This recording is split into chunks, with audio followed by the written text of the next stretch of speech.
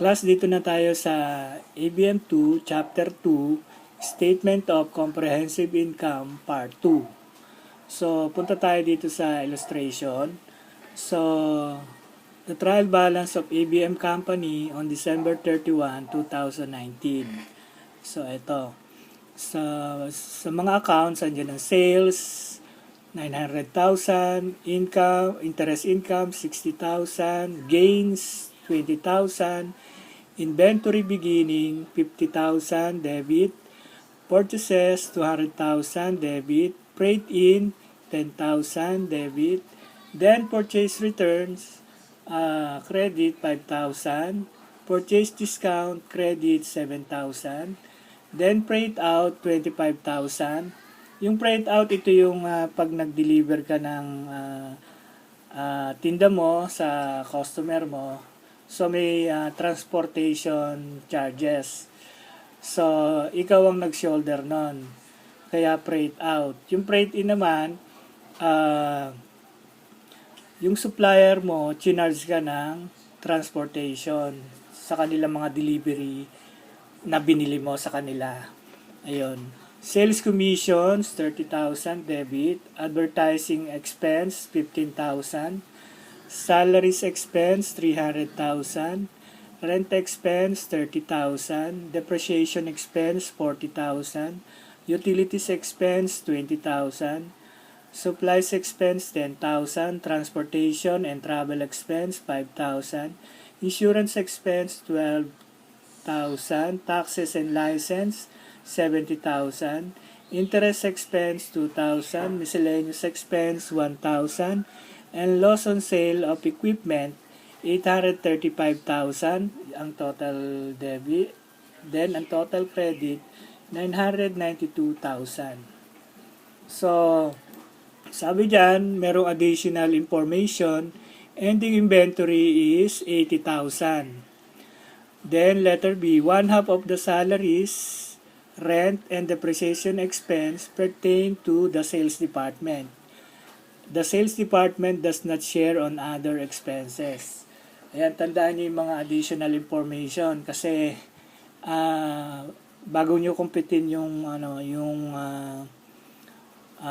nire-require, dapat natatandaan niyo yung mga yan.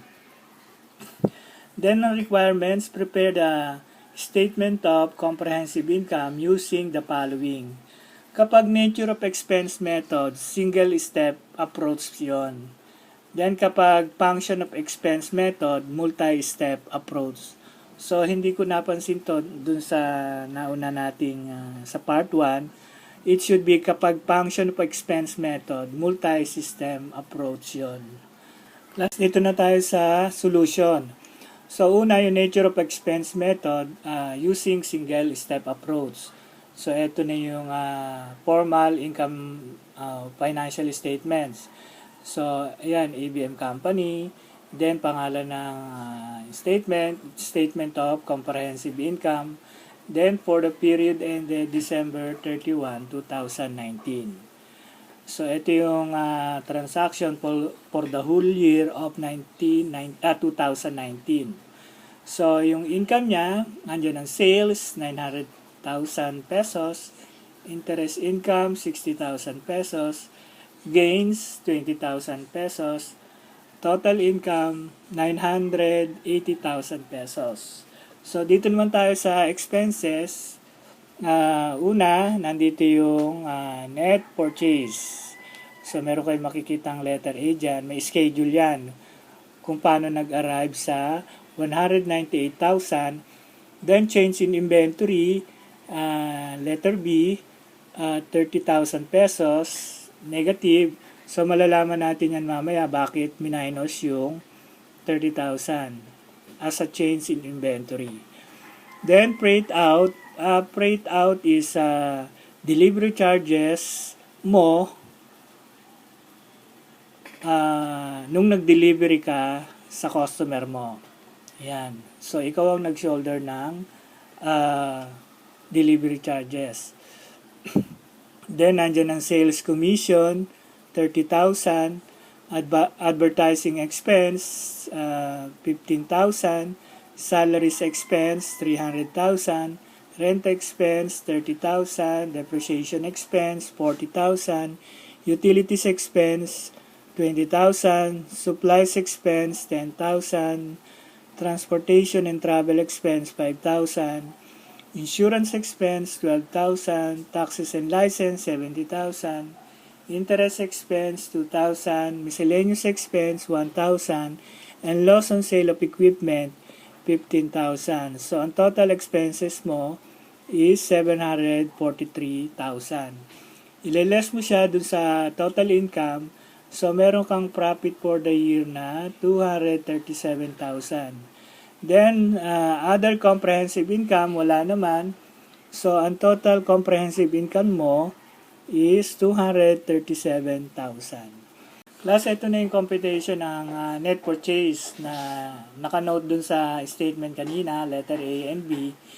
Then, sabi rito, purchases, 200,000, freight in, 10,000, purchase return, minus 5,000. Purchase return, usually, siyempre, magsosoli ka kapag may damage yung mga binili mo.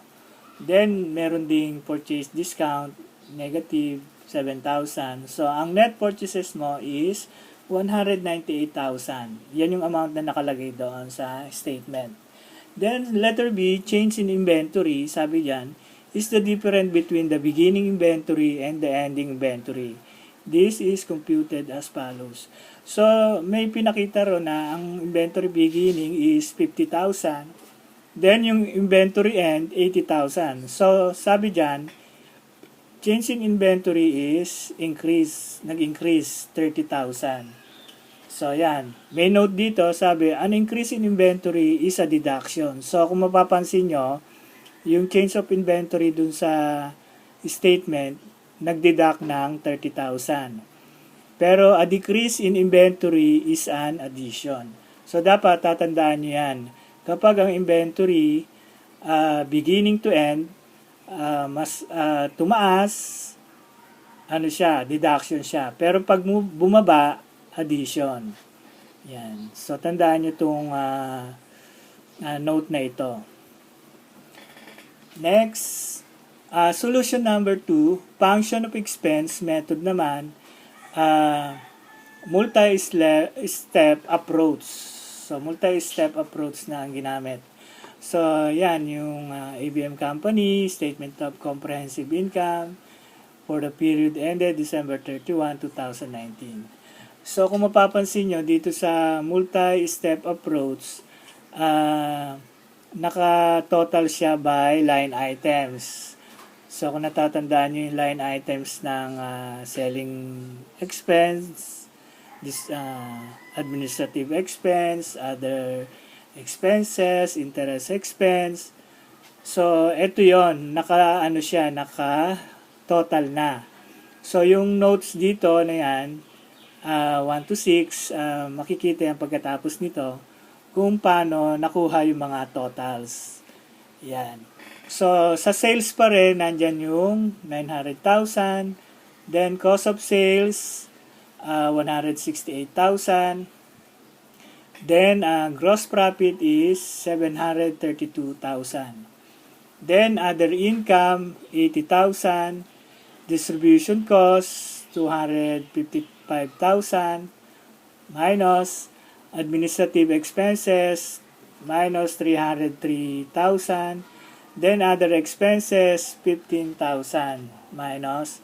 Then, interest expense, 2,000. So, ang profit for the year is 237,000. Wala namang comprehensive income, kaya ang comprehensive income mo total is 237,000. Then, sabi dyan, ito na yung mga notes, yung computation kung paano nakuha, yung may notes doon. So, the breakdown of the line items are shown in the notes.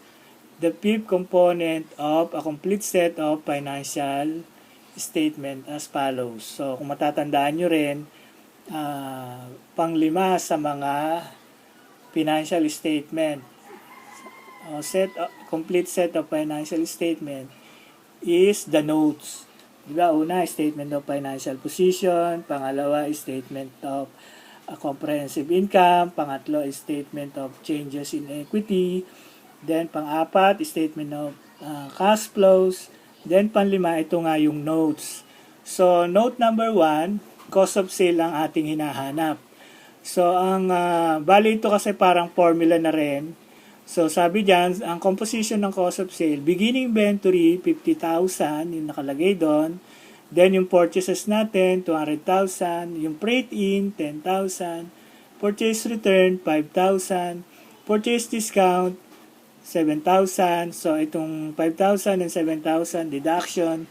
Then, sabi dyan, total goods available for sale is 248,000. Then, yung inventory end, 80,000. So, cost of sales mo is 168,000. Ayan. So, meron ditong shortcut computation ng cost of sale or cost of goods sold. Yung total net purchases mo, yung nandun sa kanina, 198,000 yon, less change in inventory, increase siya kasi kapag tumaas ang inventory mo, yung beginning mo mas maliit kaysa sa ending, so nag-increase yon. Pero dito, ima-minus mo yung inventory kasi nag-increase siya, so ima-minus mo. So ang cost of goods sold mo, 168,000. Naintindihan ba nyo, class, yung baka malito kayo dito sa change in inventory? Nag-increase siya pero ima-minus nyo. Pero kapag ang inventory ay bumaba, ipa-plus nyo. Yung note dun kanina. So yan tandaan nyo yung mga ganyan para hindi kayo malito. Next, yung note 2 naman, other income yung ating hinahanap. So sa other income, interest income 60,000, then yung gains 80,000. So ang total other income mo 80,000. Yan. Then dito naman sa note 3, distribution costs or selling expenses. So yung freight out mo, ito yung delivery charges na nagastos mo upon delivery of your goods to your customer. So freight out yon, 25,000. Then sales commission, 30,000. Advertising expense, 15,000. Then salaries expense, sabi dyan, 300,000 times 1/2. So, ang part ng selling expense is 150,000.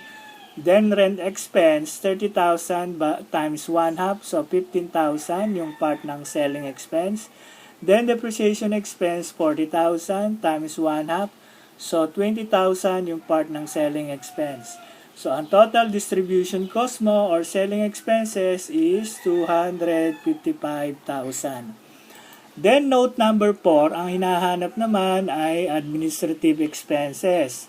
So, yung salaries expense mo, 300,000 times 1/2, 150,000. Then, rent expense, 30,000 times 1/2, 15,000.